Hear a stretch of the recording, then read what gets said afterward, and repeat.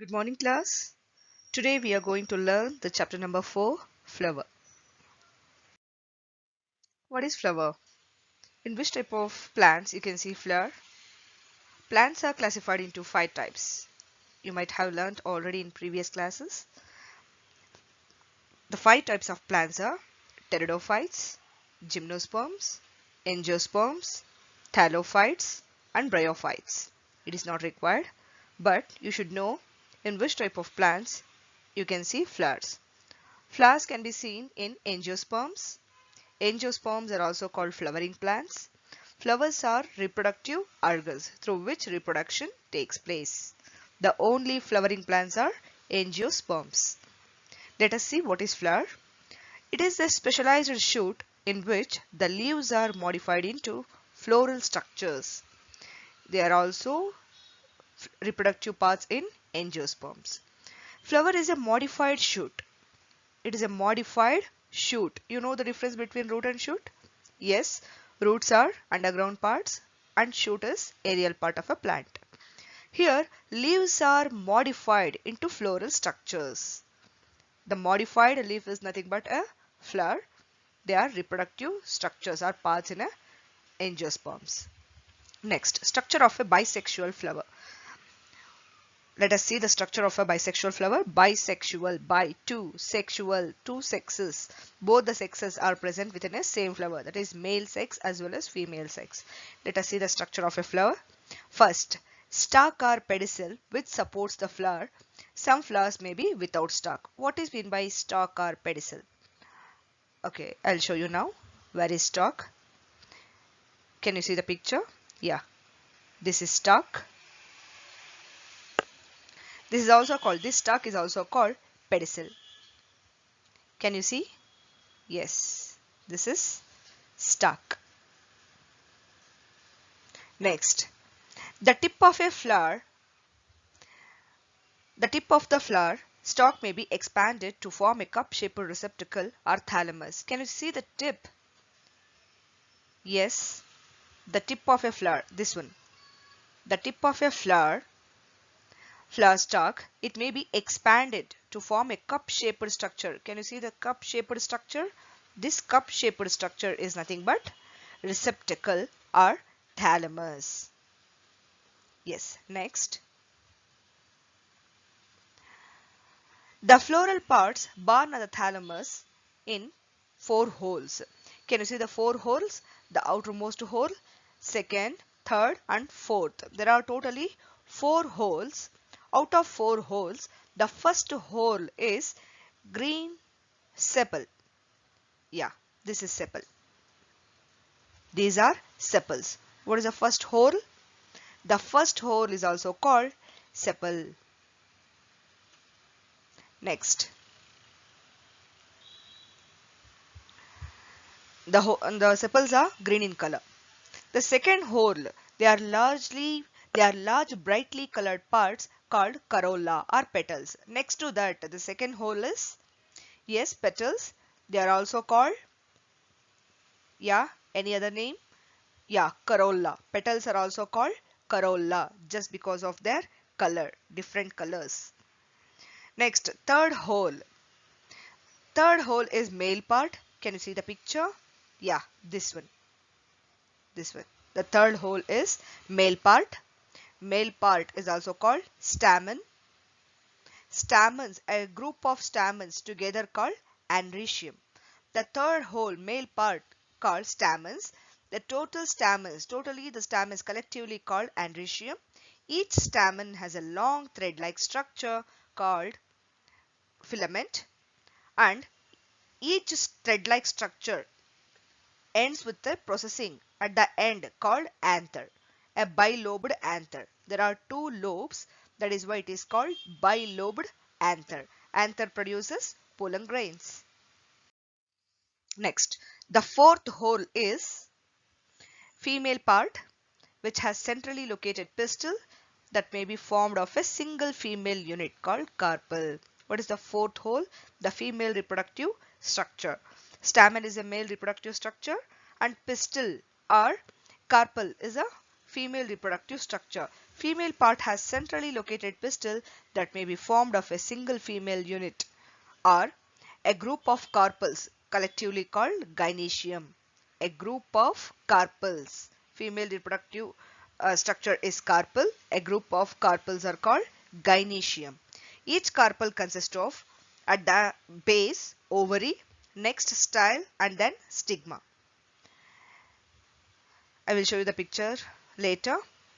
First, let us discuss about complete and incomplete flowers. What is meant by complete flower?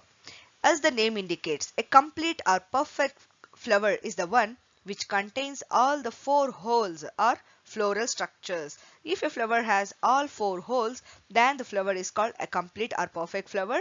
If the flower misses 1 or 2 holes, then it is called incomplete or imperfect flower. An incomplete or imperfect flower is the one in which 1 or more floral structures are missing. Next, essential and non-essential parts of a flower. As the name indicates, essential, required. The essential reproductive parts of a flower are those that are directly concerned with reproduction. The holes of a flower which are required for reproduction are called essential parts of a flower. The non-essential or non-reproductive parts. These are the parts these are helping parts which either protect the reproductive parts of a flower or make the flower attractive for pollination. But there is no involvement for reproduction. Next, perianth. What is meant by perianth? Can you tell me the essential and non-essential parts now in a flower? Yes, the essential parts are stamens and carpels. Non-essential parts are corolla and calyx or sepals. Calyx is also called sepal. Corolla is also called petal, which are helpful, which helps in supportive.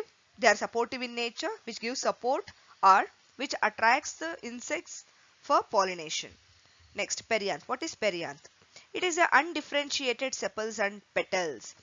If you cannot find out sepals and petals separately in a flower, that structure is nothing but perianth. The undifferentiated sepals and petals are called perianth. Example, tulip. Petaloid, a non-green perianth. If the perianth is non-green in color, then the flower is called, then the structure is called petaloid. Example, lily. What is meant by perianth? A fused sepals and petals. There is no differentiation between sepals and petals called perianth. If the perianth is non-green in color, then it is called petaloid. Example, lily. Next, cephaloid, as the name indicates. If the perianth is green in color, if it looks like sepal, sepals are green in color usually. That is why if the perianth is green in color, then the perianth is called cephaloid. Then the flower is called cephaloid flower.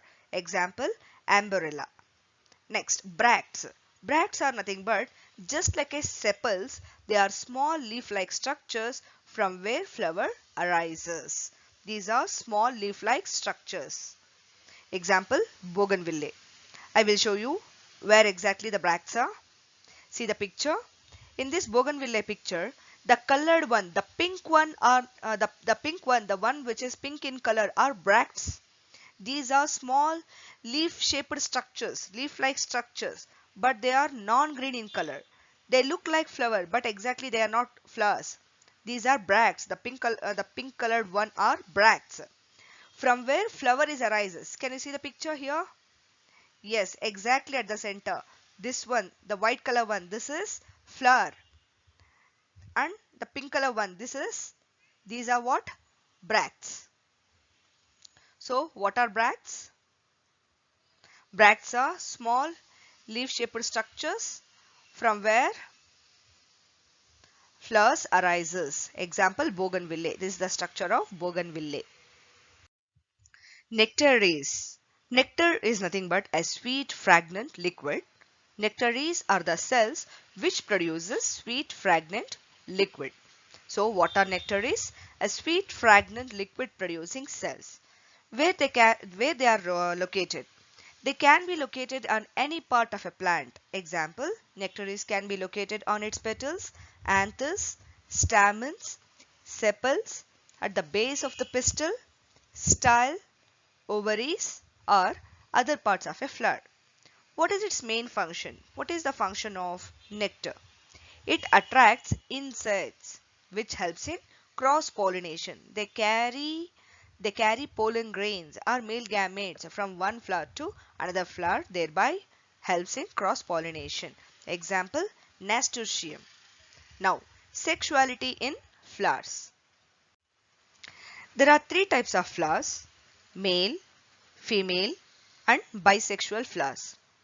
The anthers of a stamen produce pollen which form the male cells. I told you already. The male part, the stamen, at the end of the stamen, there is a specialized bilobed structure called anther. Bilobed anthers. Anther produces pollen grains. Pollen grain forms male cells or male gametes.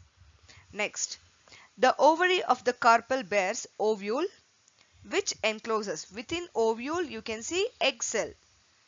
So the fusion of egg cell and a male gamete and female gametes leads to the production of zygote, and then embryo, and then seed. Now, bisexual flower, as the name indicates, bisex, two sexes are present within a same flower. These flowers are also called hermaphrodite or perfect flower. The flower which contains both stamens and carpels are called bisexual flowers. Example, hibiscus. Unisexual flower, incomplete or imperfect flower. Flower which has only either stamens and carpels are called unisexual flower. Example, papaya and palm.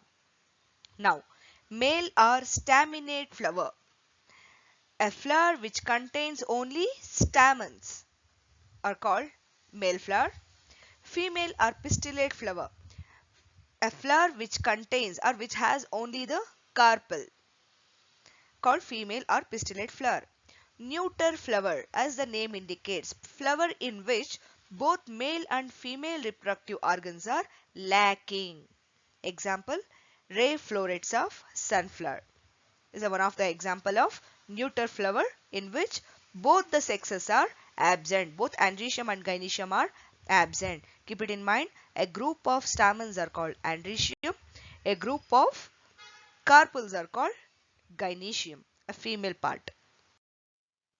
Next, general description of a floral part. As I told you already, calyx, it is also called sepals, the outermost hole of a flower.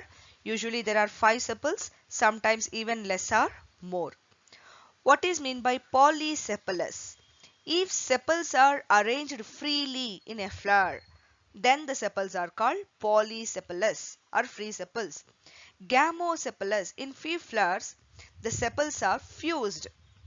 If you see the sepals, green sepals, if they are fused, if they are not distinct from one another, then the sepals are called gamosepalous. Now, epicalyx. It is a second series. Calyx is a outermost layer of a flower, outermost hole of a flower. Epicalyx is a second series of sepals or episepals. If sepals are arranged in 2 holes, the second hole of a calyx is nothing but epicalyx. Sepals are usually green. The brightly colored sepals are called petaloid, as we discussed already. We can see this in bougainvillea, the colored sepals. So they are called petaloid. Such kind of flowers are called petaloid flowers. Next, corolla. Corolla is also called petals, generally arranged in a single hole, sometimes double. Example, poppy seeds or poppy flowers, or in spiral. They are arranged spirally.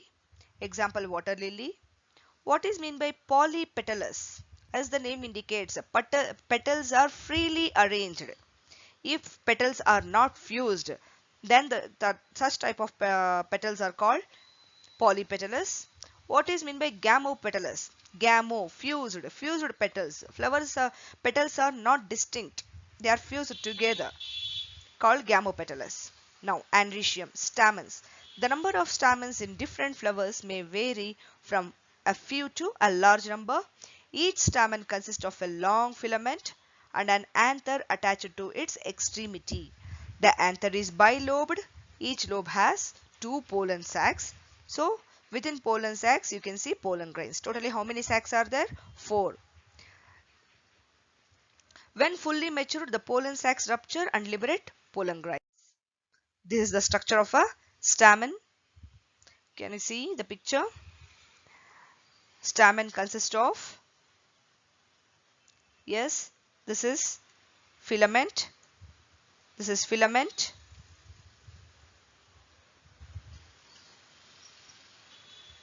The green color one is, yes, this is filament. It ends with a bilobed anther. Each anther has 2 lobes. Can you see? 2 lobes.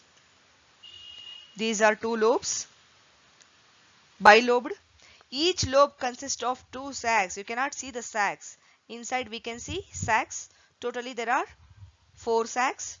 These sacs produces pollen grains. Can you see the picture? These are pollen grains. These pollen grains, they will come out when these sacs rupture.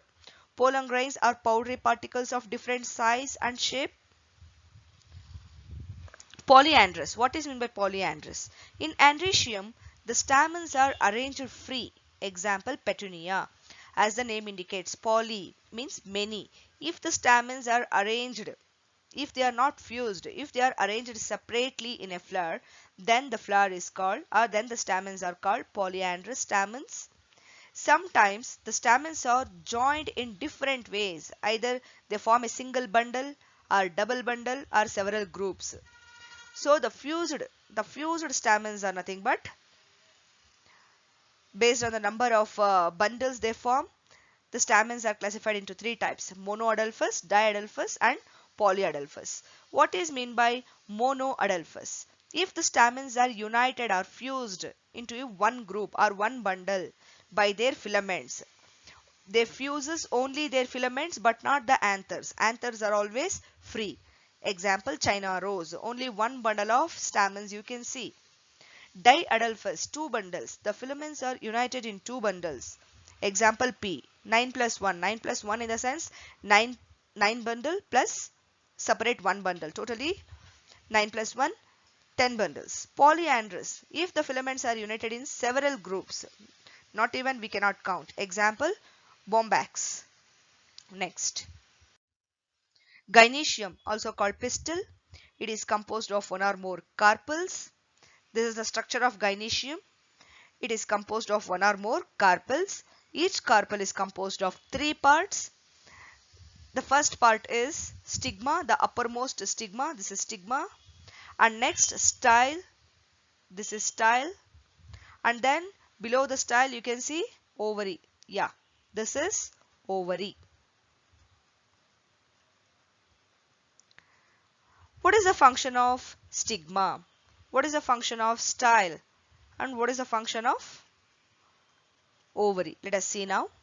Stigma is a terminal knob-like part covered with a hair or with glandular papillae. It serves as a landing place for pollen grains during pollination. Stigma receives pollen grain which is sticky in nature. Style. It is a tubular slender stalk which connects stigma to the ovary. What is the style function? It connects stigma to the ovary. What is ovary? It is a swollen basal part composed of 1 or many carpels. Can you see carpels? Yes. Swollen basal part composed of 1 or many carpels. The inner cavity of the ovary may be single chamber or many locules. Can you see the locules? Yes. In tomato we can see more than 4. The inner cavity of a ovary may be a single chamber or many chambers or locules. Each locule contains ovules. Ovules, the black color structures are called ovules here, and ovules are present within an ovary. The white space is ovary.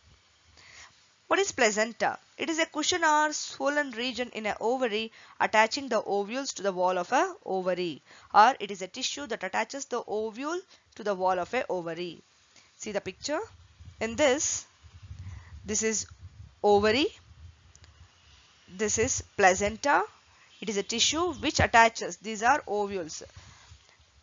placenta attaches ovules to the ovary.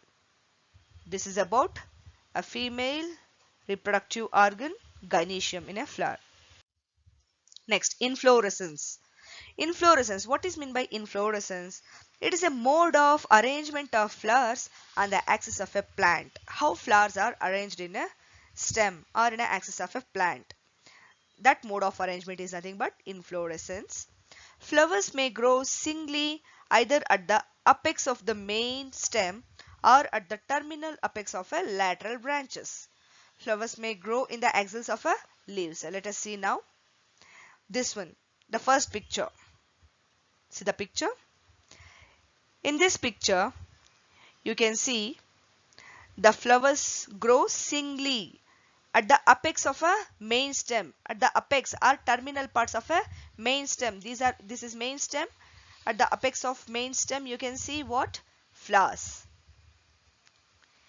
In the second type, flowers may grow in the axils of a leaves. Can you see this picture? Yes, I'll show you.